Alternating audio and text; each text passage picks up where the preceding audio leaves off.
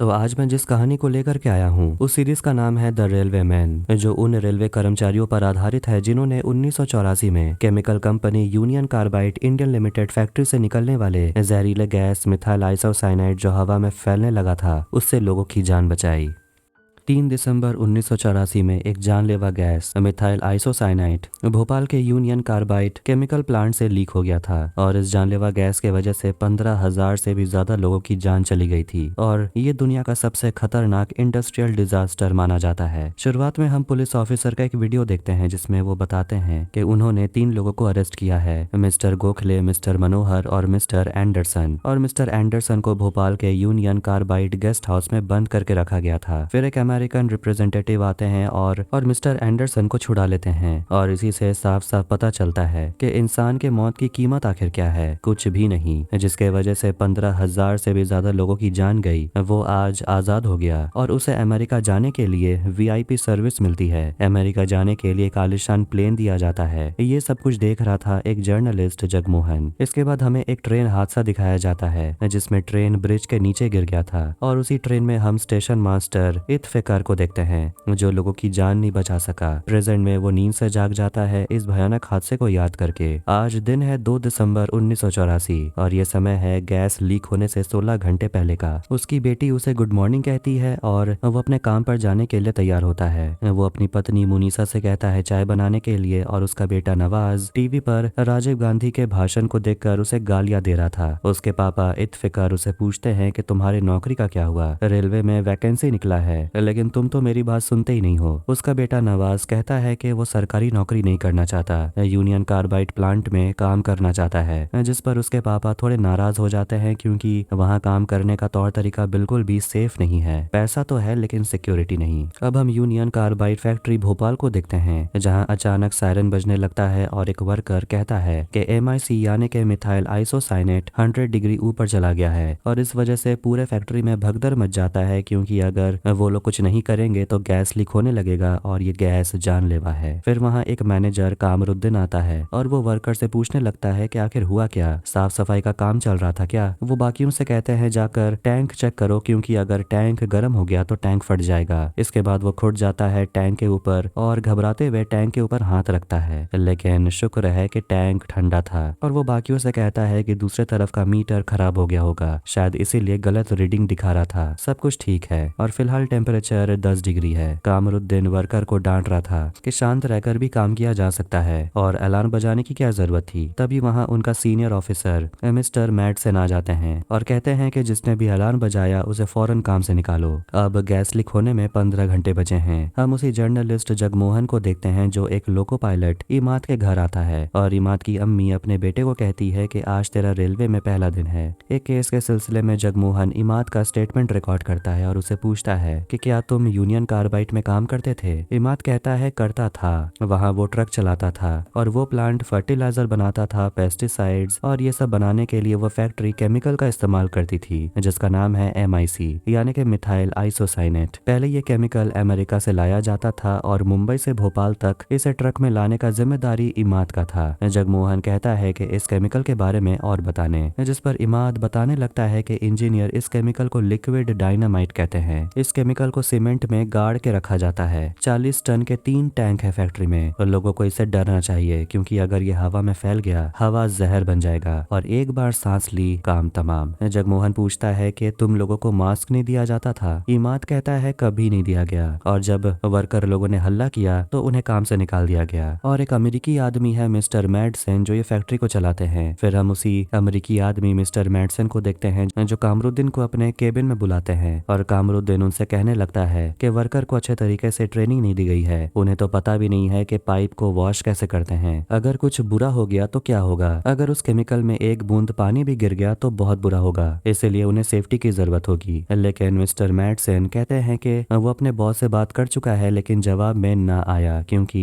4 साल से ये फैक्ट्री लॉस में चल रहा है तो वो इस प्लांट में इन्वेस्ट क्यों करेगी। कामरुद्दीन पूछता है कि क्या ये प्लांट बंद होने वाला है। मैडसन कहता है मैंने ऐसा नहीं कहा, मैं मैनेजमेंट से बात करूंगा, तुम तुम जाकर वर्कर को समझाओ। मैडसेन काफी गुस्सा थे ये देखकर कि मीडिया को अंदर की खबर कैसे पता चल रही है, कोई तो है जो मीडिया को अंदर की खबर बता रहा है। जगमोहन इमाद को एक फोटो दिखाता है जिसे देखकर इमाद कहता है कि ये लोग 82 के समय फैक्ट्री में आए थे, मशीनों की तहकीकात करने अमेरिका से आए थे ये लोग। और उस आदमी का नाम था CS टाइसन, जिसने भोपाल फैक्ट्री के सेफ्टी इश्यूज के ऊपर रिपोर्ट लिखा था। लेकिन रिपोर्ट लिखने के बाद भी कोई बदलाव नहीं हुआ। फिर एक दिन लीक हुआ और एक कर्मी मोहम्मद अंसारी की जान चली गई। इमाद मोहम्मद को अपना भाई जैसा मानता था। फिर वो बताने लगता है कि असल में वजह क्या था, आखिर ये हुआ क्यों। मोहम्मद के फेफड़े के अंदर गैस भर गया था। इस खबर को दबा दिया गया, लेकिन उसका क्या जिसकी जान चली गई। Station master Iftikhar Bhopal junction पहुंचते हैं और वहां प्रसाद आता है और इफ्तिकार से पूछता है कि आपका तो नाइट ड्यूटी था। वो प्रसाद से पूछता है कि कम्युनिकेशन वायर रिपेयर हुआ कि नहीं, जिस पर प्रसाद कहता है चिंता मत करिए, सब कुछ हो जाएगा। फिर दोनों जाते हैं कम्युनिकेशन वायर चेक करने के लिए, लेकिन इफ्तिकार देखता है कि सारे मजदूर बैठकर पत्ते खेल रहे थे, काम ही नहीं कर रहे थे और कम्युनिकेशन भी काम नहीं कर रहा, जिस वजह से वो थोड़ा नाराज हो जाता है और मजदूरों से कहता है चले जाने के लिए। इफ्तिकार प्रसाद से कहता है नए लोगों को काम पर लगाइए और 24 घंटे काम चलना चाहिए, तुरंत रिपेयर करवाइए कम्युनिकेशन को। वो उस पुराने हादसे को याद करता है और प्रसाद से कहता है कि ये सेफ्टी इशू है, इसको हल्के में मत लीजिए, डिस्ट्रैक्ट होने की सोचिए अभी मत, क्योंकि सेकंड चांस यहाँ कभी नहीं मिलेगा। जगमोहन इमाद से कहता है कि तुम्हें इस सब लफड़े में नहीं पड़ना चाहिए, अब तुम जिंदगी में आगे बढ़ो। लेकिन इमाद कहता है मेरे दोस्त की जान गई है, ये मेरा शहर है और अगर कुछ हुआ तो मेरे ही लोग मरेंगे। इमाद का आज नौकरी में पहला दिन था और वो इफ्तिकार को जाकर रिपोर्ट करता है और इफ्तिकार इमाद से कहता है कि भोपाल जंक्शन में एक ऐसा चीज है जो चल नहीं रहा, 10 मिनट है आपके पास, ढूंढ कर बताइए। और वो ढूंढने के लिए चला जाता है और फिर इफ्तिकार के केबिन में विजय नाम की औरत आती है जो साफ सफाई करती है और वो इफ्तिकार को याद दिलाती है कि आज उसकी बेटी का शादी है। इफ्तिकार कहता है वो पूरी कोशिश करेगा आने का। फिर समय खत्म होने के बाद इमाद अंदर आकर बताता है कि कम्युनिकेशंस में गड़बड़ी है। वो कहता है कि आपके टेबल पर लैंडलाइन फोन है और मैग्नेटोफोन भी, जिससे कि स्टेशन मास्टर को कम्युनिकेशन चेक करने के लिए इस्तेमाल करते हैं। इफ्तिकार इम्प्रेस होता है और इमाद को 10:30 बजे बुलाता है और सीनियर लोको पायलट को रिपोर्ट करने के लिए कहता है। इमाद जाते जाते कहता है कि आपकी घड़ी 2 मिनट आगे चल रही है, अब सिर्फ 13 घंटे बचे हैं। दिल्ली मुंबई राजधानी एक्सप्रेस में सांसद राजेंद्र पाटिल पर हमला होता है और पुलिस भी उस आरोपी को ढूंढ रही है और इस सब के पीछे का मास्टरमाइंड वही है जिसे पुलिस 13 साल से ढूंढ रही है। वो डकैती के 27 केसेस में शामिल है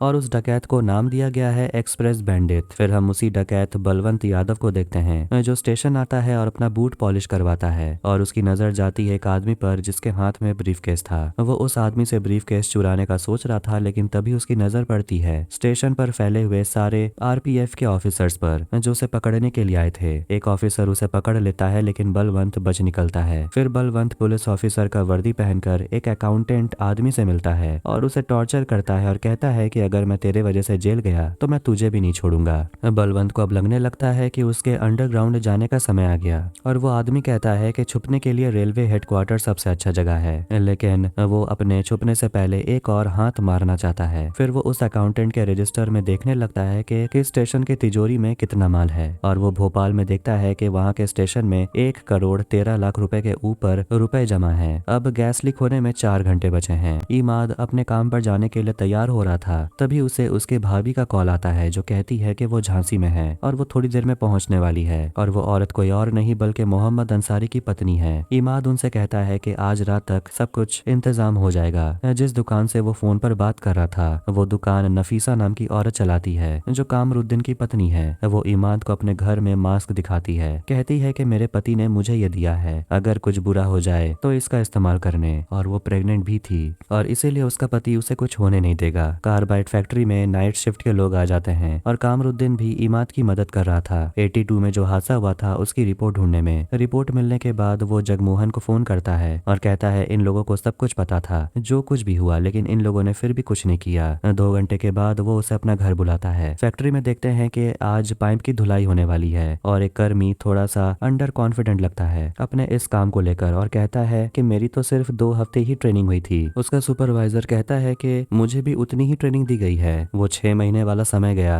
फिर लड़का पानी चालू करता है और सुपरवाइजर प्रेशर चेक करता है जो नॉर्मल था, लेकिन उन दोनों के जाने के बाद प्रेशर बहुत ज्यादा बढ़ गया था। इफ्तिकार ने जैसा प्रॉमिस किया था वो रात में शादी में पहुंच जाता है और विजय की बेटी सोहिनी से मिलता है जिसकी ये शादी है, लेकिन वो आगे चलकर IAS ऑफिसर बनना चाहती है और इफ्तिकार उसे मोटिवेशन देता है। इमाद स्टेशन पहुंचता है और अपने सीनियर लोको पायलट को रिपोर्ट करता है, लेकिन वो इमाद से उल्टे मुंह बात करता है और कहता है कि ट्रेनिंग में तुम स्टार बन गए थे, लेकिन यहाँ खुद को स्टार मत समझना। फिर उसे काम करना सिखाता है और कहता है कि आज तेरी पहली रात है और ये रात तू कभी नहीं भूलेगा। अब फैक्ट्री में देखते हैं कि पाइप से पानी लीक होने लगता है और सुपरवाइजर ये सब कुछ सीरियसली नहीं लेता और कहता है पहले चाय पी लेते हैं, उसके बाद कंट्रोल रूम को बताएंगे। भोपाल जंक्शन में इफ्तिकार प्लेटफॉर्म में राउंड मार रहा था और वो बलवंत को देखता है ऑफिसर से झगड़ा करते हुए। वो पुलिस का वर्दी पहना हुआ था। बलवंत इफ्तिकार से कहता है ये लोग मेरा सामान ले जा रहे हैं। इफ्तिकार उनसे कहता है कि मैंने ही कहा था। बलवंत उसका समय बर्बाद करने लगता है ये कहते हुए कि वो मास्टरमाइंड यहाँ आने वाला है, आप लोगों को चौकन्ना रहना चाहिए। मैं 2 हफ्ते से उसे ढूंढ रहा हूँ, सुना है कि आज रात को वो भोपाल आ रहा है आप लोगों के तिजोरी पर डाका डालने के लिए। और वो उनसे कहने लगता है कि आज रात मैं आपकी तिजोरी की निगरानी करूंगा, अगर वो मास्टरमाइंड आता है तो दोनों मिलकर उसे पकड़ लेंगे। इफ्तिकार उसे कहता है फिलहाल आप जाकर चाय पी लीजिए। बलवंत वहाँ पर 2 गरीब बच्चों को देखता है गाना गाते हुए, उनका नाम था रतलू और मरकंद। बलवंत की नजर पड़ जाती है इफ्तिकार पर जो कि तिजोरी में पैसे भर रहा था।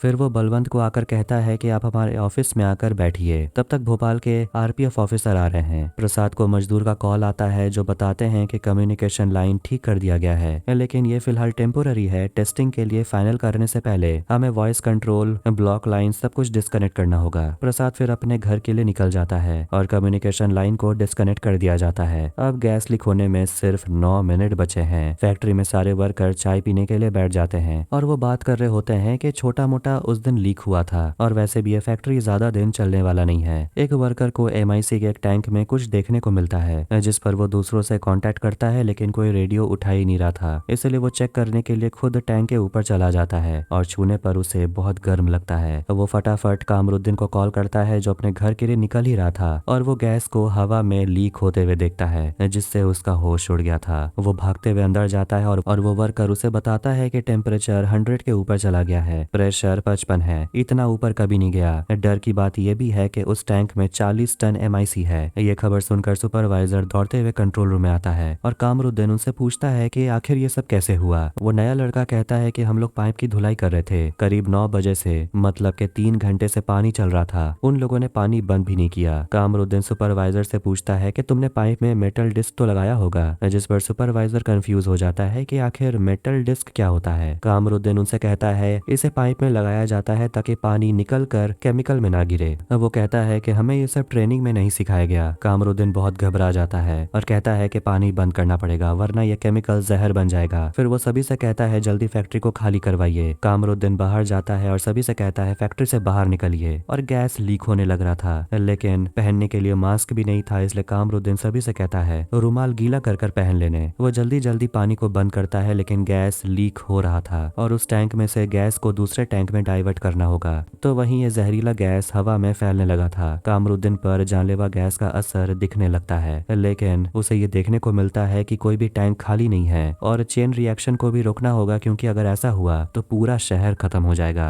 तभी टैंक ब्लास्ट हो जाता है और जहरीले गैस के वजह से कामरुद्दीन की वहीं पर मौत हो जाती है। अब भारी मात्रा में जहरीला गैस हवा में फैलने लगा था और सभी अपने अपने काम में बिजी थे, इस बात से अनजान कि उनके साथ क्या होने वाला है।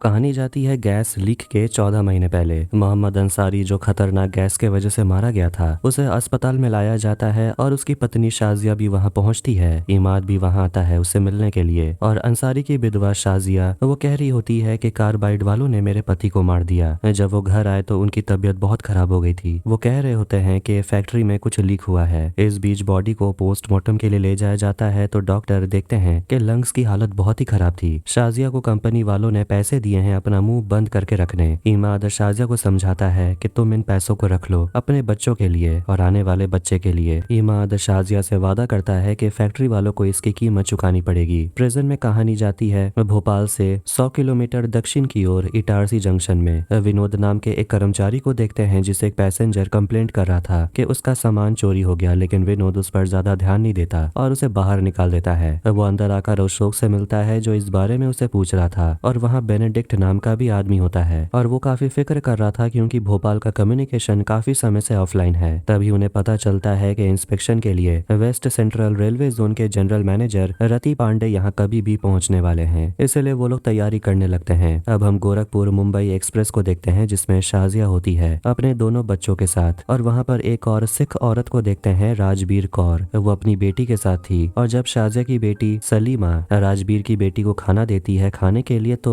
राजबीर मना करती है। तभी राजबीर कुछ आदमियों को बात करते हुए सुनती है कि 3000 सिख लोगों को मार दिया गया है। ये सुनकर उसे काफी दुख पहुंचता है और वो काफी डरने भी लगती है क्योंकि वो भी एक सिख है। फिर वहाँ ट्रेन का गार्ड पहुंच जाता है और उन्हें शांत रहने के लिए कहता है और वो राजबीर के पास जाता है और उसका किरपान देखता है और शाजिया की नजर भी उस पर जाती है और वो ट्रेन गार्ड वहाँ से चला जाता है। भोपाल स्टेशन में इमाद अपने सीनियर से कहता है कि उसने अपना सारा काम पूरा कर लिया, लेकिन उसका सीनियर उसे कहता है कि अब थोड़ा आराम कर लो, कम्युनिकेशन रेडी हो जाएगा तब हम काम फिर से स्टार्ट करेंगे। भोपाल स्टेशन में स्विमर की एक टीम को देखते हैं और उसमें एक लड़की हिमानी होती है जो काफी दुखी थी क्योंकि आज उसकी वजह से उसका टीम सेकंड आया। विजया भागते भागते इफ्तिकार के पास आती है और कहती है कि दूल्हे वालों की तरफ से और भी बहुत सारे लोग आ गए और कढ़ाई चढ़ाने के लिए बावर्ची और पैसे मांग रहा है, पर पैसे उसके पास है नहीं। उसे 350 रुपए की जरूरत है लेकिन इफ्तिकार के पास सिर्फ 270 है और बाकी के 80 रुपए बलवंत दे देता है। विजया जैसे ही बाहर निकलती है वह एक दुकान वाले को देखती है जो बेहोश होकर गिर जाता है और वो खुद भी खांसे ही जा रही थी। सीनियर लोको पायलट को भी अजीब सी गंध आ रही थी और वो इमाद को चिल्लाकर पूछता है क्या तुम्हें उबले हुए गोभी की तरह गंध आ रही है क्या? इमाद समझ जाता है कि ये गंध आखिर है क्या और सीनियर लोको पायलट उसकी तो हालत खराब हो रही थी। सोहिनी के शादी में बारात वाले लोग बेहोश हो रहे थे। इमाद चेहरे पर रुमाल डालकर लोगों से कहने लगता है बाहर जाने के लिए और वो लोगों की मदद भी करता है।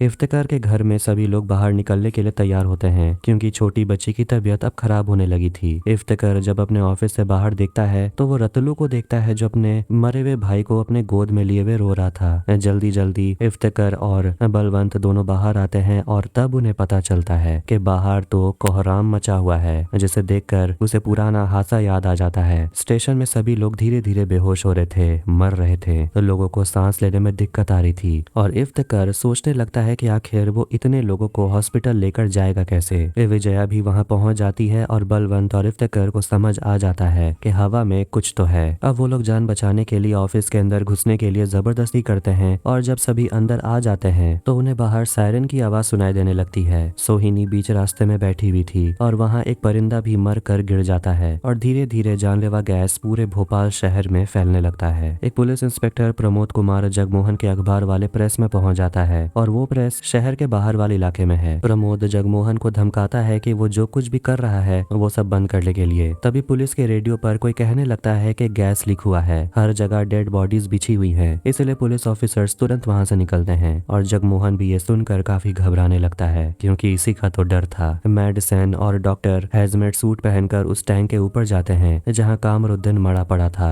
वो डॉक्टर मेडिसन को बताते हैं कि कामरुद्दीन के वजह से ही कुछ लोग बच पाए हैं। मेडिसन अपने सारे वर्कर को कह रहा होता है कि उसे तो अपने वर्कर पर ही शक है, किसी ने जानबूझकर गैस को लीक किया और वो कहता है गेट को बंद करो, ट्रंक कॉल भी जाम हो चुका है इसलिए वो यूएस कॉल नहीं कर पा रहा और जब तक वहां से ऑर्डर नहीं आ जाता वो लोग कुछ नहीं कर पाएंगे। जगमोहन भी रास्ते में कुछ मरे हुए लोगों को देखता है और ये देखकर वो अपने चेहरे पर रुमाल बांध लेता है और उसकी नजर जाती है फैक्ट्री से निकलने वाले गैस पर। मेडिसन प्लांट सिक्योरिटी असेसमेंट वाले फाइल को निकालता है। स्टेशन के अंदर भी सिचुएशन धीरे धीरे बद से बदतर होते जा रहा था। विजया अपनी बेटी के पास जाना चाहती है लेकिन बाहर जाना फिलहाल खतरनाक है, इसीलिए इफ्तिकार उसे रोकता है। फिर हम एक डॉक्टर को देखते हैं जो एक औरत की जान बचाने की कोशिश कर रहे थे और उसे माउथ टू माउथ देते हैं, लेकिन ऐसा करने के वजह से उसके मुंह से झाग निकलने लगता है और डॉक्टर गिरकर मर जाते हैं। तभी इफ्तिकार देखता है कि विजया भी दम तोड़ देती है। अब ये सब देखते हुए लोग इफ्तिकार और बलवंत से मदद मांगने लगते हैं कि किसी को बाहर जाकर मदद बुलानी चाहिए या फिर सामने के हॉस्पिटल से कांटेक्ट करना चाहिए, लेकिन इफ्तिकार कहता है कि जहर वहां तक भी फैल गया होगा और वैसे भी कम्युनिकेशन डाउन है,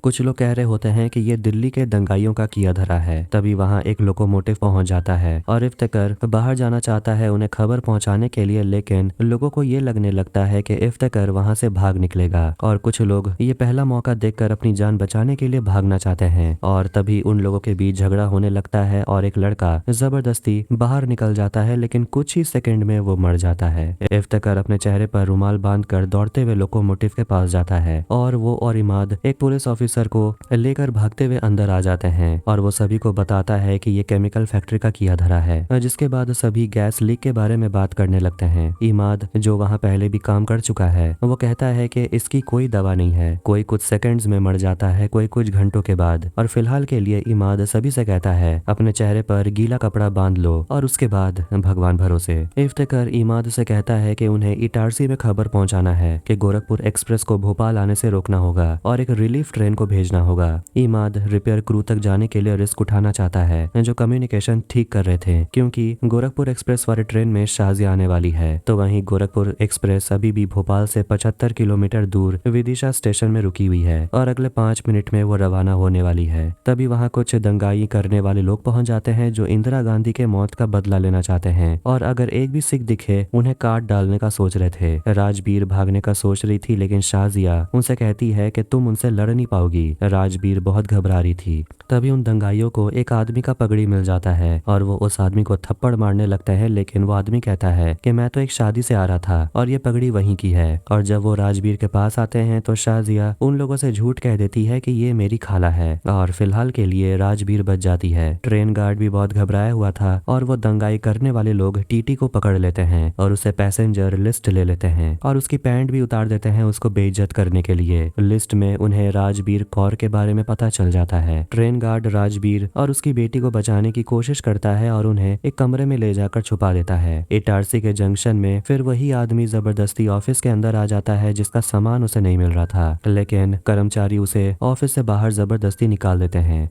बेनेडिक्ट कहने लगता है कि भोपाल अभी भी ऑफलाइन है, जिस वजह से उसे काफी फिक्र हो रही थी, लेकिन उसकी बात तो कोई सीरियसली ले ही नहीं रहा। इमाद लोकोमोटिव लेकर उस जगह पहुंच जाता है जहां मजदूर काम कर रहे थे, लेकिन वहां भी मजदूर सभी मर चुके थे। इफ्तिकार के ऑफिस में रुमाल भिगाने के चक्कर में लोग घड़े को तोड़ देते हैं। इफ्तिकार दौड़ते हुए बाहर चला जाता है और किसी तरह लोग अपना रुमाल भिगाने लगते हैं। इफ्तिकार 3 छोटे छोटे घड़ों को लेकर आता है और वो गोरखपुर एक्सप्रेस को आते हुए रोकना चाहता है, लेकिन लोग उसके ऊपर गुस्सा करने लगते हैं कि अगर आते हुए ट्रेन को रोक दिया जाएगा तो वो लोग यहाँ से निकलेंगे कैसे। इसके बाद सभी लोग स्टेशन मास्टर के फोन को तोड़ने का सोचते हैं। तभी बलवंत अपना बंदूक निकाल लेता है और लोगों को डराने लगता है कि जो कोई भी फोन को तोड़ने की कोशिश करेगा वो गोली चला देगा। इमाद वहां पहुंचता है और इफ्तिकार को बता देता है कि मजदूर तो मर चुके हैं, लेकिन थोड़ा बहुत काम हुआ है और इफ्तिकार समझ जाता है कि जरूर उन लोगों ने ब्लॉक लाइन को ठीक कर दिया होगा, जिससे वो अपने आसपास के 2 शहरों से कांटेक्ट फिलहाल कर पाएंगे। इमाद साथ देने के लिए मान जाता है और रोते हुए कहता है कि फैक्ट्री से बस कुछ ही दूर उसकी बस्ती है और जब स्टेशन में लोग जिंदा नहीं रह पा रहे हैं तो उसकी अम्मी तो मर ही गई होगी। इफ्तिकार जब अपने ऑफिस वापस आता है तो वो किसी तरह अपने फोन को कनेक्ट करके वहां से 13 किलोमीटर दूर सुखी सेवनिया कॉल करता है और तभी इटारसी से बेनेडिक्ट भी सुखी सेवनिया स्टेशन कॉल करता है और उसे पता चलता है कि भोपाल ऑनलाइन आ गया है। इफ्तिकार चिल्ला कर कह रहा होता है मदद भेजने के लिए, लेकिन उसकी आवाज तो वो दूसरा आदमी सुन ही नहीं पा रहा था। बेनेडिक्ट को कुछ गलत लग रहा था, इसलिए वो विनोद से कहता है भोपाल का कम्युनिकेशन अभी तक ऑनलाइन नहीं हुआ, जिस पर विनोद अब गुस्सा हो जाता है और कहने लगता है कि भाई तुम तो भोपाल के पीछे पड़ गए हो। तभी वहाँ वही आदमी आता है जो कंप्लेन कर रहा था और वो अपना चेहरा दिखाता है कि असली में वही जनरल मैनेजर है रति पांडे और वो बेनेडिक्ट से पूछता है कि आखिर प्रॉब्लम क्या है। बेनेडिक्ट कहता है भोपाल में कुछ तो प्रॉब्लम है। जनरल मैनेजर भोपाल कॉल लगाते हैं और वहाँ के डिस्ट्रिक्ट मैनेजर से बात करते हैं और जनरल मैनेजर को पता चल जाता है कि भोपाल में आखिर हुआ क्या है। फिर वहाँ वो सभी को बताते हैं कि यूनियन कार्बाइड फैक्ट्री से गैस लीक हुआ है, पूरा शहर घुट रहा है। उन्हें पता चलता है कि गोरखपुर एक्सप्रेस कभी भी भोपाल पहुंच सकता है। वो ट्रेन अभी तक सुखी सेवनिया नहीं पहुंची। जनरल मैनेजर तुरंत सुखी सेवनिया के स्टेशन मास्टर को कॉल करते हैं और उन्हें कहते हैं कि उस ट्रेन को रोको, सिग्नल रेड करो, लेकिन उस वक्त वो ट्रेन वहीं से गुजर जाती है और वो लोग ट्रेन को नहीं रोक पाते। दंगाई करने वाले दरवाजा पीट रहे होते हैं और राजवीर अपना किरपान निकाल लेती है।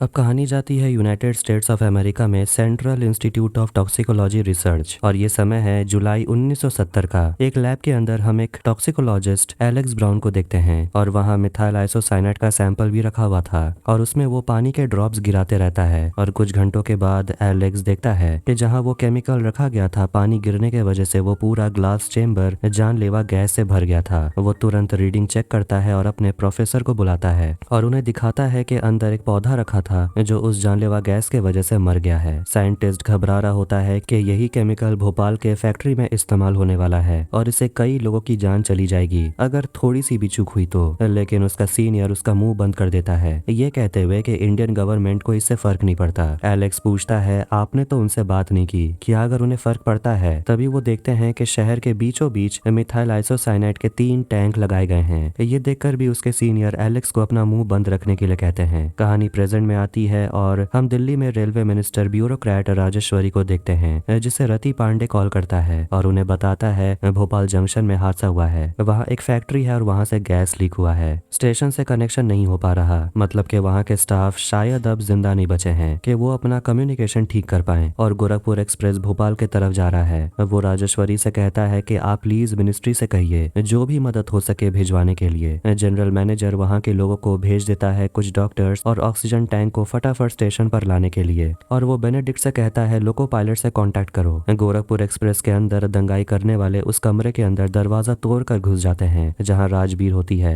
ट्रेन गार्ड भी उसे रोकने की कोशिश करते हैं और हाथापाई में कपड़ा फट जाने के कारण वो देखते हैं कि राजबीर जिसके साथ थी वो असली में एक लड़का है। और राजबीर उस आदमी के हाथ पर अपने किरपान से हमला करती है और ट्रेन गार्ड ट्रेन को रोक देता है और पीछे से वो दोनों को उतारता है। और अभी ट्रेन है भोपाल से 7 किलोमीटर दूर। गार्ड भोपाल से कांटेक्ट करने की कोशिश करता है लेकिन बात नहीं हो पा रहा था। फिर वो ट्रेन के पायलट के पास जाता है और गार्ड उस ड्राइवर से कहता है कि हमें उन दंगाइयों को ट्रेन से अलग करना होगा। और मदद करने के लिए राजबीर गार्ड को धन्यवाद कहती है। ट्रेन गार्ड उतर जाता है उन दंगाइयों को मजा चखाने के लिए। बलवंत उस गरीब लड़के रतलू से बात करता है और उसे कहने लगता है कि मैं भी रेलवे में ही पैदा हुआ था, लेकिन मेरे पास तुम्हारे जैसा कोई भाई नहीं था। हम जैसे अनाथ लोगों को अपने जीवन का मकसद खुद ही ढूंढना पड़ता है। ये सुनकर वो लड़का रोने लगता है क्योंकि उसका भाई मर गया। अंदर सभी जितना हो सके एक दूसरे की मदद कर रहे थे। अब तो पानी भी खत्म हो गया और उन्हें लगता है कि जरूर गोरखपुर एक्सप्रेस को बीच में कहीं रोक दिया गया होगा। इमाद उनसे कहता है कि हम अभी अंदर हैं, इसका मतलब यही नहीं कि हम महफूज हैं। हम धीरे धीरे मर रहे हैं और हमें यहाँ से जल्दी निकलना होगा। इसलिए इफ्तिकार और इमाद चले जाते हैं एक ट्रेन को तैयार करने के लिए, क्योंकि उनके पास इंजन है और एक मालगाड़ी का डब्बा भी है। बलवंत भी अंदर होता है और उसे भी वहाँ सभी लोगों की जिम्मेदारी दी जाती है। बलवंत को भी अपना काम करना था, इसीलिए वो एक आदमी को यहाँ का इंचार्ज बनाकर खुद बाहर चला जाता है। दिल्ली के रेल मिनिस्टर्स ऑफिस में सारे मिनिस्टर बैठकर भोपाल में हुए खतरनाक गैस लीक के बारे में बात कर रहे थे कि आखिर इसे टैकल कैसे किया जाए। और उन्हें ये भी नहीं समझ आया कि आखिर इसका इलाज है क्या। जब तक पहला ऑटोप्सी नहीं हो जाता उन्हें पता नहीं चल पाएगा कि आखिर इसका इलाज कैसे किया जा सकता है। जिस पर राजेश्वरी कहती है कम से कम हम वहाँ मदद तो भेज सकते हैं क्योंकि लोग मर रहे हैं, लेकिन प्रॉब्लम यह है कि वहाँ की हवा ही जहरीली हो गई है, इसलिए जो मदद करने जाएंगे उनकी जान की गारंटी कौन लेगा। राजेश्वरी के रिक्वेस्ट करने के बावजूद रेलवे मिनिस्टर कह देते हैं कि भोपाल के तरफ एक भी ट्रेन नहीं जानी चाहिए, लेकिन भोपाल देश के बीचों बीच है तो पता नहीं कितने सारे ट्रेन को रीरूट करना पड़ेगा। राजेश्वरी रति पांडे को कॉल करके बता देती है कि वो अपनी तरफ से पूरी कोशिश कर चुकी है, लेकिन फिर भी रति को ये सब कम ही पड़ रहा था क्योंकि वो पहले राजेश्वरी के वजह से अपना नौकरी खो चुका था।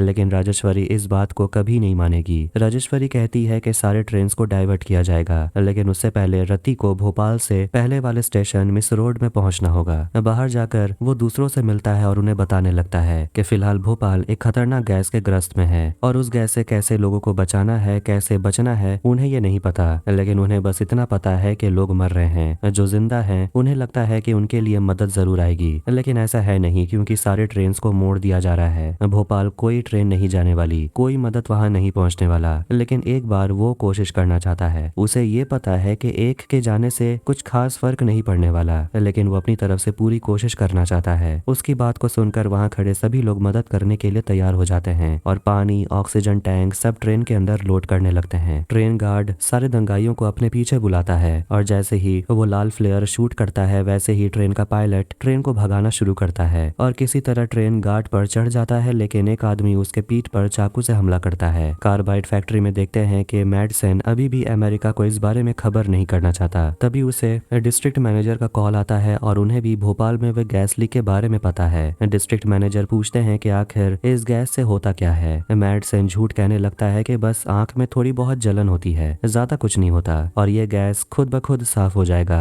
लेकिन डिस्ट्रिक्ट मैनेजर को पता है कि मैडसन झूठ कह रहा है, लेकिन फिर भी मैडसन झूठ बोलते ही रहता है और फोन रखकर वो डॉक्टर से कहता है कि उनको सच बताकर फायदा क्या होगा, एंटीडोट तो है नहीं, वो हमारे लिए कुछ भी नहीं कर सकते। लेकिन वो डॉक्टर कहते हैं कि 63 और 70 में जो टॉक्सिकोलॉजी स्टडी हुआ था उसके हिसाब से एंटीडोट होना तो चाहिए। लेकिन मैडसन को थोड़ा सा भी फर्क नहीं पड़ता। जगमोहन कामरुद्दीन के घर पहुंचता है तो वो देखता है वहां उसकी पत्नी नफीजा नहीं थी। नफीजा अपने पति का दिया हुआ मास्क लगाकर घर से बाहर निकल आती है। जगमोहन कामरुद्दीन के घर पर फाइल ढूंढने की कोशिश करता है। उसके बाद वो इमाद के घर जाता है और देखता है कि इमाद की अम्मी मर चुकी है। सोहिनी को होश आता है और वो देखती है कि बाराती वाले सभी लोग मर चुके हैं। नफीसा फैक्ट्री तक पहुंच जाती है और गेट पर अपने पति का स्कूटर देखती है और गेट के सामने ही जगमोहन का एक्सीडेंट हो जाता है। नफीसा अंदर जाना चाहती है लेकिन जगमोहन उन्हें मना करता है और तभी वो बच्चे को डिलीवर करने के लिए तैयार हो जाती है। उसे तुरंत हॉस्पिटल में लेकर जाना होगा।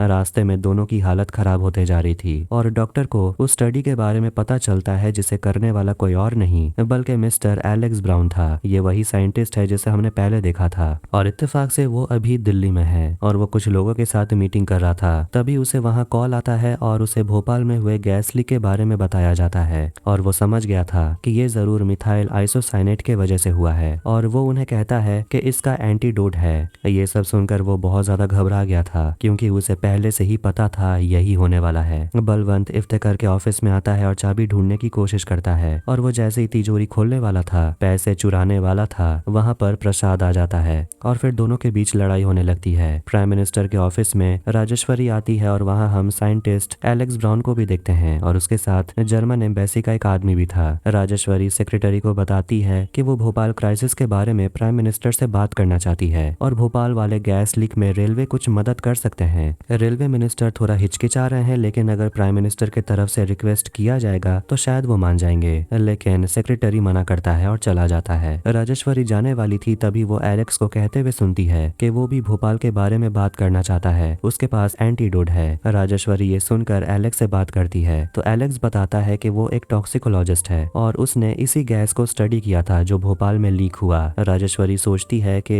इस वक्त एलेक्स का यहाँ होना ये कोई इत्तेफाक तो नहीं हो सकता। एलेक्स कहता है कि आप इसे इत्तेफाक कहिए लेकिन मैं तो इसे गुड लक कहूंगा कि मैं अभी यहाँ पर हूँ क्योंकि मुझे एंटीडोट के बारे में पता है। इस एंटीडोट का नाम है सोडियम थायोसल्फेट और वो कहता है कि ऐसे बहुत सारे मेडिकल सप्लायर हैं जिन्हें वो जानता है जो भारी मात्रा में ये सोडियम थायोसल्फेट सप्लाई कर सकते हैं भोपाल भेजने के लिए। जगमोहन नफीसा को लेकर हॉस्पिटल आता है जहाँ पहले से ही बहुत ज्यादा भीड़ थी। उसके आंख में एक ड्रॉप दिया जाता है जलन को कम करने के लिए। फिर उसके पास एक नर्स आती है जो पूछती है कि नफीसा कितने महीने की प्रेग्नेंट है, कोई रिपोर्ट्स, कोई मेडिकल डॉक्यूमेंट्स कुछ तो होगा। जगमोहन जाता है कामरुद्दीन के स्कूटर में चेक करने के लिए तो उसे कामरुद्दीन के स्कूटर में फैक्ट्री का सेफ्टी रिपोर्ट मिल जाता है। आदिल नाम का लड़का जिसे बलवंत इंचार्ज बनाकर गया था वो अपने पापा को लेकर बाहर जाना चाहता है और वो गुस्सा हो जाता है कि स्टेशन मास्टर उन्हें छोड़कर चले गए हैं। जब दूसरा आदमी आदिल को रोकने की कोशिश करता है तो दोनों के बीच लड़ाई होती है और खिड़की तोड़कर दोनों बाहर गिर जाते हैं जो इफ्तिकार देख लेता है और वो अपने कांस्टेबल यानी कि बलवंत से पूछता है कि आखिर ये सब हो क्या रहा है, लेकिन वो तो प्रसाद से लड़ने में बिजी था। फिर दोनों बाहर आते हैं और देखते हैं कि इफ्तिकार और इमाद मालगाड़ी का एक डब्बा लेकर पहुंच गए हैं और वो प्रसाद को धमकाता है कि इस बारे में स्टेशन मास्टर को कुछ भी पता नहीं चलना चाहिए। प्रसाद डिब्बे को खोलता है और तुरंत ऑफिस के अंदर से सभी लोग उस मालगाड़ी के डिब्बे के अंदर जाने लगते हैं। रतलू अपने मरे हुए भाई को छोड़ना नहीं चाहता लेकिन बलवंत किसी तरह उसे मना लेता है। वहाँ पर सोहिनी भी पहुंच जाती है, वो भी बिना मास्क लगाए। उसकी हालत बहुत खराब थी और वो स्विमर लड़की हिमानी उसकी मदद करती है। फिर वो सभी वहाँ से निकलने के लिए तैयार होते हैं लेकिन तभी इमाद देखता है कि इंजन स्टार्ट ही नहीं हो रहा और उनकी सारी मेहनत धरी की धरी रह जाती है। एक तरफ से गोरखपुर एक्सप्रेस आ रहा है और दूसरी तरफ से जनरल मैनेजर वाली ट्रेन।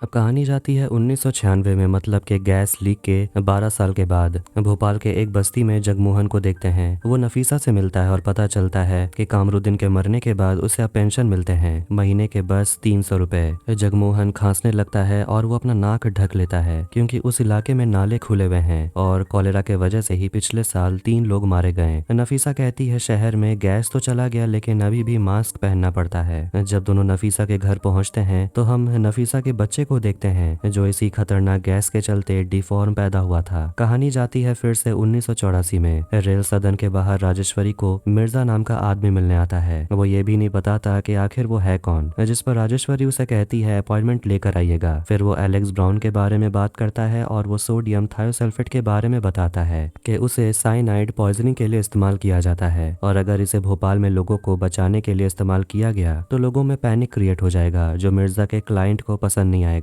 और वो अपने क्लाइंट के तरफ से राजेश्वरी को बहुत सारे पैसे ऑफर करता है और कहता है सोडियम थायोसल्फेट भोपाल नहीं पहुंचना चाहिए, लेकिन राजेश्वरी पैसों को ठुकरा देती है। एलेक्स ब्राउन सोडियम थायोसल्फेट लेकर वो भी फ्लाइट से भोपाल जाने के लिए निकलता है। जगमोहन मैडसन को कॉल करता है और उसे बताता है कि उसके पास 2 साल पुराना रिपोर्ट है CS टाइसन का बनाया हुआ और उसके हिसाब से सभी को पता था कि इस गैस से लोगों को कितना खतरा हो सकता है, लेकिन फिर भी लोगों ने इसके लिए कोई कदम नहीं उठाया और इसके लिए तुम लोगों को कोर्ट नहीं छोड़ेगी। मैडसन कहता है कि पेज नंबर 78 खोलो, उसमें साफ साफ लिखा हुआ है कि सारे गलतियों को ठीक कर दिया गया था और इसलिए कोर्ट तुम्हारी बात नहीं सुनेगी। अब हम प्रमोद कुमार नाम के इंस्पेक्टर को देखते हैं जिसे हमने पहले देखा था। उसे नदी किनारे सभी लोग मरे हुए मिलते हैं, यहाँ तक कि उसके साथी पुलिस ऑफिसर्स भी मर चुके थे। तभी उसके रेडियो पर कोई बात करता है और कहता है कि इटारसी से एक रिलीफ ट्रेन आ रही है, इसलिए प्लेटफॉर्म नंबर 1 क्लियर चाहिए। ये मैसेज प्रमोद को भोपाल जंक्शन पहुंचाना होगा। वो तुरंत निकलता है तो वहीं ट्रेन के अंदर सभी सोच रहे थे कि अब वो लोग क्या करेंगे। इफ्तिकार कहने लगता है कि 10 साल से वो ठीक से सोया नहीं है क्योंकि उस दिन वो एक 8 साल के बच्चे को नहीं बचा पाया। उसकी एक जान ने उसकी नींद खत्म कर डाली, पर यहाँ तो 100 से भी ज्यादा लोग हैं। अगर इन लोगों को कुछ हो गया तो वो तो जीते जी मर जाएगा। वो बाकी तीनों से कहता है कि अगर तुम लोग यहाँ से जाना चाहते हो तो जा सकते हो। तभी उन्हें ट्रेन की आवाज आने लगती है और ये गोरखपुर एक्सप्रेस है। अगर वो ट्रेन नहीं रुकी तो वो इस मालगाड़ी के डब्बे से टकरा जाएगा। इफ्तिकार कहता है कि वैसे भी वो ट्रेन स्लो हो जाएगी और उनके साथ ही हम इस मालगाड़ी के डब्बे को लेकर निकलेंगे। प्रसाद जाकर डिटोनेटर इस्तेमाल करना चाहता है ताकि वो ट्रेन को समय पर रोक पाए क्योंकि सेकंड चांस दोबारा नहीं मिलता। इमाद सिग्नल ग्रीन करने के लिए चला जाता है, लेकिन उससे पहले वो इफ्तिकार से कहता है कि उस ट्रेन में उसकी फैमिली है, यानी कि शाजिया है और उसके दोनों बच्चे भी हैं। वो इफ्तिकार से रिक्वेस्ट करता है कि उन्हें महफूज रखिएगा। फिर वो वहां से चला जाता है। इफ्तिकार बलवंत से कहता है कि ऐसी हालत में वो डकैत यहाँ बिल्कुल भी नहीं आएगा और हमें फिलहाल तुम्हारी जरूरत है। प्रसाद डिटोनेटर लगा देता है, लेकिन गैस से एक्सपोज होने की वजह से वो उसकी जान चली जाती है और उस मालगाड़ी के डिब्बे के एकदम करीब आकर गोरखपुर एक्सप्रेस रुक जाती है। इफ्तिकार माइक में अनाउंसमेंट करता है कि ट्रेन के सभी अंदर ही रहें, बाहर आने की कोशिश ना ही करें, उन्हें खतरा है। जनरल मैनेजर का स्पेशल ट्रेन भी दूसरी तरफ से आ रहा था और वो लोग मिस रोड पहुंच जाते हैं। रेल सदन के कंट्रोल रूम में सभी पूरी कोशिश करने में लगे रहते हैं कि कोई भी ट्रेन भोपाल से होकर ना गुजरे। तभी उन्हें पता चलता है कि मिस रोड में जनरल मैनेजर वाला स्पेशल ट्रेन पहुंचने वाला है, इसलिए वो स्टेशन मास्टर से कहकर गाड़ी को रोकने की कोशिश करते हैं, लेकिन जनरल मैनेजर ट्रेन को रोकने से मना करता है। लेकिन जब miss road gas station master कहते हैं पटरी को चेंज कर देने के लिए तो उन्हें मजबूरन रुकना पड़ता है। राजेश्वरी रेलवे मिनिस्टर को समझाने की कोशिश करती है जनरल मैनेजर वाली ट्रेन को भोपाल जाने देने के लिए क्योंकि वहाँ एक एंटीडोट है। चौंकाने वाली बात यह है कि रेलवे मिनिस्टर को इस बारे में सब कुछ पता है और वो कहते हैं कि सारे सामान को एयरपोर्ट में डिटेन कर लिया गया है और एलेक्स को भी अब उसके देश वापस भेज दिया जाएगा। राजेश्वरी के इतने समझाने के बाद भी रेल मिनिस्टर कुछ करने को तैयार ही नहीं है। गोरखपुर एक्सप्रेस से किसी को भी निकलने से मना किया गया था, लेकिन सभी लोग बाहर निकलने लगते हैं। बलवंत और इफ्तिकार लोगों से कहने लगते हैं गाड़ी के अंदर जाने के लिए। नफीसा को उसकी बेटी सलीमा मिल नहीं रही। इमाद सिग्नल ग्रीन कर देता है ताकि ट्रेन जाने के लिए तैयार हो जाए। इफ्तिकार ड्राइवर से जाकर कहता है कि हमें तुरंत यहाँ से निकलना होगा वरना कोई भी जिंदा नहीं बचेगा। इफ्तिकार मालगाड़ी के डिब्बे को उस ट्रेन से जोड़ देता है, लेकिन तभी अचानक वहाँ बहुत सारे लोग आ जाते हैं जो ट्रेन पर चढ़ने लगते हैं, जिसे देखकर इफ्तिकार और बलवंत का होश उड़ जाता है क्योंकि इतने लोगों का आना उन्हें अंदाजा भी नहीं था। मिस रोड पहुंचकर रति पांडे राजेश्वरी से बात करता है और राजेश्वरी उसे माफी मांगती है कि वो अपनी तरफ से पूरी कोशिश की लेकिन कुछ नहीं हो पाया और इससे पहले भी उसके वजह से रति को कितना कुछ भुगतना पड़ा है और उसके लिए वो रति से माफी मांगती है। रति कहता है कि तुम्हारे वजह से नहीं, नौकरी मेरे वजह से ही गई थी, तुम चाहकर भी कुछ नहीं कर सकती थी। राजेश्वरी रति से कहती है अब तुम घर वापस आ जाओ। रति कहता है एक काम है, वो पूरा करके आता हूँ। इसके बाद वो अपने लोगों से कहता है कि हम यहाँ से अभी निकलेंगे, लेकिन मिस रोड का स्टेशन मास्टर उन्हें जाने नहीं देगा। तभी उन्हें बेनेडिक्ट का कॉल आता है जो उन्हें बताता है कि खबर फैल गई है कि आपको मिस रोड में रोक लिया गया है, मतलब कि एक रिलीफ ट्रेन को रोका गया है और इसीलिए भोपाल जाने के लिए झांसी, जबलपुर और इंदौर से मेडिकल ट्रेन, स्पेशल ट्रेन तुरंत भोपाल जाने के लिए निकलने वाले हैं। ये सुनकर रति काफी खुश हो जाता है। तो वहीं भोपाल में लोग फटाफट अंदर जाकर दरवाजा बंद कर रहे थे, लेकिन इफ्तिकार तो बाहर ही था और उसकी हालत बहुत खराब हो रही थी। तभी ट्रेन जाने के लिए तैयार हो जाती है। जब ट्रेन चलना शुरू हो जाती है तभी प्रमोद पहुंच जाता है और वो बलवंत को कांस्टेबल समझकर कह देता है कि इटारसी से एक रिलीफ ट्रेन प्लेटफॉर्म नंबर 1 पर आने वाली है और वो भी वहीं दम तोड़ देता है। इफ्तिकार अपनी पूरी कोशिश कर रहा था लोगों की जान बचाने में और बलवंत इमाद को बता देता है कि नंबर 1 प्लेटफॉर्म पर इटारसी से गाड़ी आने वाली है, लेकिन प्रॉब्लम ये हो गई है कि गोरखपुर एक्सप्रेस भी उसी लाइन में है और फिर गोरखपुर एक्सप्रेस वहां से निकल जाती है। बलवंत, इफ्तिकार सभी पीछे रह गए। इमाद ठीक से चल भी नहीं पा रहा था और वो लड़खड़ाते हुए गिर जाता है और उसके नाक में चोट लग जाती है। फिर वहां वो जनरल मैनेजर वाले ट्रेन को आते हुए देख पा रहा था। दूसरी तरफ से गोरखपुर एक्सप्रेस आ रही थी। इफ्तिकार वहां सलीमा को देखता है जो मर जाती है और वो उसे बचाने की पूरी कोशिश करता है। दूसरी तरफ में दोनों ट्रेन अपने आमने सामने आ जाते हैं और बीच में होता है इमाद। इमाद तुरंत ट्रैक बदल देता है जिससे दोनों ट्रेन एक दूसरे से टकराते नहीं है। सलीमा को होश आ जाता है। फिर वहां नफीसा पहुंच जाती है, अपनी बेटी को ले जाती है और सलीमा का नाम सुनकर इफ्तिकार समझ जाता है कि ये इमाद की फैमिली है। इमाद मर जाता है। बलवंत इफ्तिकार को जाकर कहता है कि इटारसी से एक रिलीफ ट्रेन आने वाली है। तभी वो देखता है कि इफ्तिकार भी दम तोड़ देता है। अब उसे समझ नहीं आ रहा था कि इफ्तिकार के बिना वो करेगा क्या। उसके अंदर अभी भी चोरी करने का ख्याल आ रहा था और वो इफ्तिकार के पॉकेट से चाबी चुरा लेता है। हॉस्पिटल में जगमोहन नफीसा से कहता है कि तुम्हारा बेटा ठीक है, फिलहाल वो डॉक्टर के निगरानी में है। जगमोहन उसके बच्चे को देखने के लिए जाता है तो नर्स बताती है कि माँ की हालत वैसे भी बहुत खराब थी, ऑक्सीजन बहुत समय के लिए कट ऑफ था और बच्चे का इस पर बुरा असर पड़ा है। पता नहीं आगे चलकर क्या न्यूरोलॉजिकल प्रॉब्लम होगा, ये वो नहीं बता सकते। जगमोहन वहां से निकलकर फटाफट सभी की तस्वीर खींचने लगता है। अब तो आदिल के पापा भी मर जाते हैं। तो वहीं वो छोटा बच्चा रतलू अपने भाई को याद करता है और रोने लगता है। अब आखिर में भोपाल जंक्शन जनरल मैनेजर की पूरी टीम पहुंच जाती है और वो लोग तुरंत लोगों की मदद करने लगते हैं। खबर मिनिस्ट्री तक पहुंच जाती है और रेलवे मिनिस्टर राजेश्वरी से कहते हैं कि अब ये सबकी इंक्वायरी होगी और कोई तो चाहिए जिसे हम बलि का बकरा बना सकें, जिस पर वो इल्जाम डाल सकें। राजेश्वरी उनसे कहती है कि वो लोग भोपाल गए हैं अपनी जान पर खेलकर, अपने ही लोगों को बचाने के लिए। लगता है गलती तो मुझसे ही हुई है जो मैंने आपके ऑर्डर को नहीं माना, इसलिए मुझे ही रिजाइन दे देना चाहिए। रेलवे मिनिस्टर पूछते हैं कि तुम्हें अपनी नौकरी प्यारी नहीं है। वो कहती है मुझे यह काम बहुत पसंद है, इसलिए तो मैं छोड़ रही हूँ। स्टेशन पर लोगों को ऑक्सीजन सप्लाई, आंखों में ड्रॉप, सब कुछ दिया जाता है और डेड बॉडीज के बीच हम इफ्तिकार को भी देखते हैं, लेकिन तभी उसका हाथ हिलने लगता है। फिर कुछ समय के बाद जैसी सुबह होती है हवा से गैस कम होने लगता है और अब इस हवा में सांस लिया जा सकता है। सुबह हो जाती है और हमें भोपाल शहर दिखाया जाता है जो पूरी तरह से बदल चुका था। ज्यादातर लोग तो मर ही चुके हैं और जो जिंदा हैं वो अब शहर छोड़कर जा रहे हैं। सुबह होते ही वहाँ ऑफिसर्स आ जाते हैं और इफ्तिकार के ऑफिस में देखते हैं कि तिजोरी में पैसा ही नहीं था। वो बाहर आकर एक पुलिस ऑफिसर को बताता है जिस पर उन्हें लगता है कि शायद इफ्तिकार ने ही पैसे चुरा लिए हैं और ये बात भीड़ में बैठा हुआ बलवंत सुन लेता है जिसके पास पैसों से भरा हुआ एक बैग था। इफ्तिकार का बेटा नवाब स्टेशन पहुंच जाता है लेकिन मरे हुए लोगों के लिस्ट में इफ्तिकार का नाम नहीं होता। इमाद का नाम सुनकर नफीसा रोने लगती है। फिर जनरल मैनेजर को देखते हैं जो तिजोरी को खोलकर देखता है कि उसमें पैसे होते हैं और एक रेलवे वाले आदमी पर उंगली उठाने के लिए जनरल मैनेजर उन सभी को डांट लगाते हैं कि अगर रेलवे वालों ने ब्लॉक सिग्नल नहीं भेजा होता, ट्रेन नहीं बनाया होता तो कल पता नहीं कितने लोगों की जान चली जाती। बलवंत के पास जगमोहन आकर बैठता है और दोनों ही अब दिल्ली जाने वाले हैं। बलवंत कहता है कि वैसे भी ये शहर मुझे जमा नहीं। जगमोहन कहता है शहर वैसे अच्छा है, बस आप गलत दिन आ गए। फिर वहाँ दिल्ली की ट्रेन पहुंच जाती है और सभी भोपाल छोड़कर वहाँ से निकल जाते हैं। नवाब उस जगह पहुंचता है जहाँ कल रात जितने भी लोग मरे हैं उन्हें दफनाया जा रहा है। इफ्तिकार भी वहीं पर था और जैसे उसे जलाने के लिए ले जाया जाता है उसे होश आ जाता है। नवाब इफ्तिकार से मिलता है और दोनों वहाँ से निकलते हैं। भोपाल के हवा को क्लियर करने के लिए पानी का छिड़काव किया जाता है और ये कहानी यहीं पर खत्म हो जाती है। फिर हम उस रियल वाले रिपोर्टर को देखते हैं जिसने पहले ही ये दावा किया था कि ये फैक्ट्री एक ज्वालामुखी है जो कभी भी फट सकता है और ये ये फटा भी। लेकिन उस रिपोर्टर की कोविड-19 पैंडेमिक में मौत हो गई। फिर उसी टॉक्सिकोलॉजिस्ट के बारे में बताया जाता है जिसने 50,000 सोडियम थायोसल्फेट वायल्स को लेकर भोपाल पहुंचाया, लेकिन उसे शहर से निकलने के लिए कहा जाता है। शाजिया वाली कैरेक्टर, जिसका असली में नाम सजदा बानो था,